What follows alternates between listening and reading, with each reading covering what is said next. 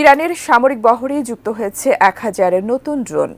সোমবার ইরানের সেনাবাহিনীর হাতে এই উচ্চ প্রযুক্তির ড্রোন এসে পৌঁছায় বলে জানিয়েছে দেশটির আধা সরকারি বার্তা সংস্থা তাসনিম। ইতোমধ্যে ইরানের বিভিন্ন স্থানে ড্রোনগুলো পাঠিয়েও দিয়েছে দেশটির সামরিক বাহিনী। এ নিয়ে বিস্তারিত ডেস্ক রিপোর্টে। ইরান তার সামরিক সক্ষমতা বাড়াতে নিয়েছে নানামুখী পদক্ষেপ, যার মধ্যে ইরানের ড্রোন বিশ্বখ্যাত। নিজ ভূখণ্ড কিংবা রাডার ফাঁকি দিয়ে এর বাইরে গুপ্তচরবৃত্তি ও নজরদারির ক্ষেত্রে ইরানের ড্রোন ব্যবস্থা শক্তিশালী। বিভিন্ন দেশের কাছে এসব বিক্রিও করে আসছে ইরান। এবার নিজেদের সামরিক সক্ষমতা আরও সমৃদ্ধ করতে উচ্চ প্রযুক্তির 1000টি নতুন ড্রোন সংযুক্ত করল তারা। বার্তা সংস্থা তাসনিমের তথ্য মতে এই নতুন ড্রোনগুলো বিশেষ মিশনের জন্য বানানো হয়েছে, যা 2000 কিলোমিটার পরিসীমার মধ্যে উড়তে পারবে। এগুলোর রয়েছে উচ্চ ধ্বংসাত্মক সক্ষমতা। এগুলোর মধ্যে বিদ্যমান নিম্ন রাডার ক্রস সেকশনের কারণে ফাঁকিও দিতে পারবে বিভিন্ন স্তরের প্রতিরক্ষামূলক ব্যবস্থা। সঠিক প্যাড আর সঠিক তথ্য দিয়ে এসব সামলে নিব এক হয়ে। Monalisa sanitary napkin.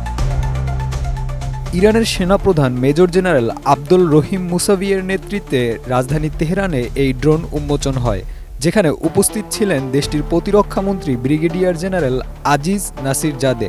ابلاغ می‌گردد دستمان بسیار بسیار پرتر از پیش است.